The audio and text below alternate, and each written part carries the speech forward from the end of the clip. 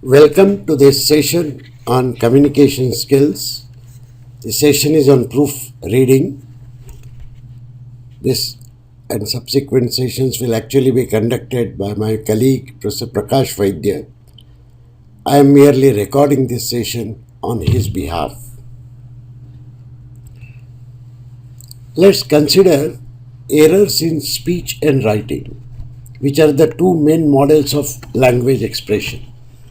When we speak, we can do so continuously, forming sentences on the go as we speak. Since the complete sentence is not known to us beforehand, it is likely for errors to occur. However, surprisingly, we can not only pronounce every word correctly, but also compose well-formed grammatical sentences. Errors in speech are rare. If noticed by the speaker, they can be corrected almost immediately by the speaker.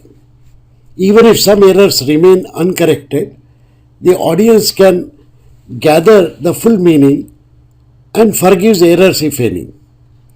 Fluent, error-free speech comes naturally to us often before the school education begins. Errors in writing is an altogether different problem. Since writing is actually just a representation of speech, and since we speak correctly, we should be able to write correctly. However, while speech is a natural skill, writing is an acquired skill.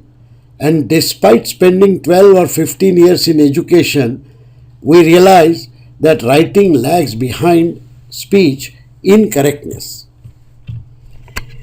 Luckily, most readers who read our written documents remain unaware of even large number of errors, though they may feel irritated while reading your document.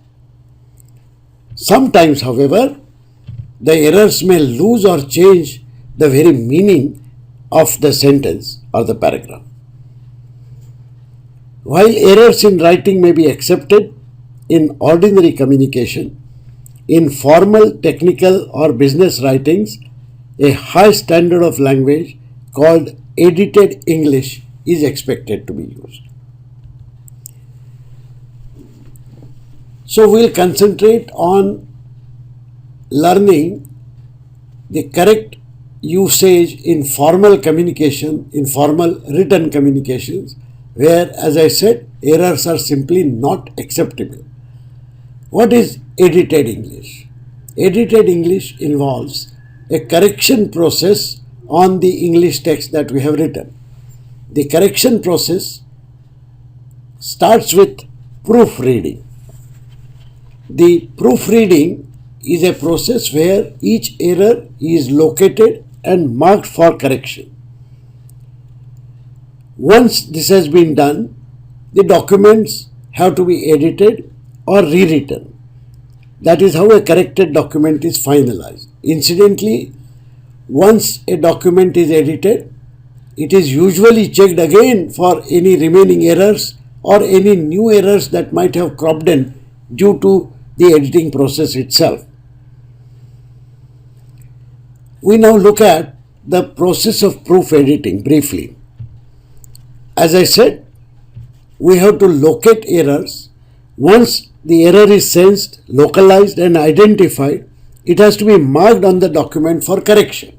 If the error is described in plain language by saying, for example, delete this part, now this comment itself may get incorporated as a correction. We want our comments for editing to be distinct from descriptive text. That's the reason why a special set of symbols is used, which is called proofreader's marks. A separate sheet has been uploaded on Moodle which lists the marks and their meaning. Please look at that sheet before viewing this session further. You will notice that some of these marks are graphical marks or non-printable, thus they are easily distinguishable and anyway cannot be typed in during editing.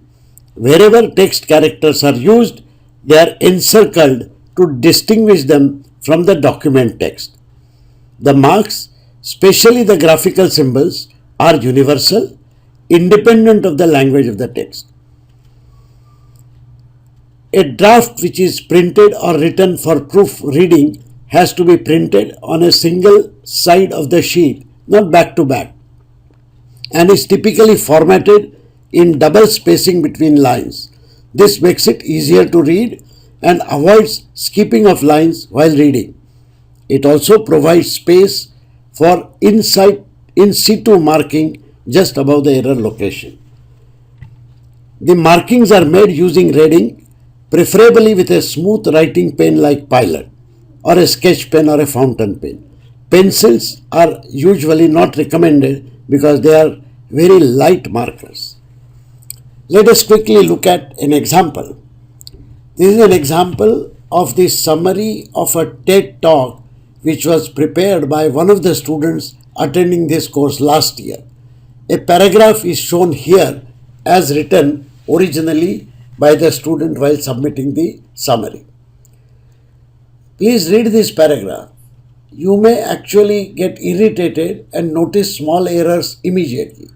But to properly proofread even this paragraph, you should sit with a red pen, a red fountain pen or a Pilot pen as I mentioned, and mark the errors using the proof editing symbols.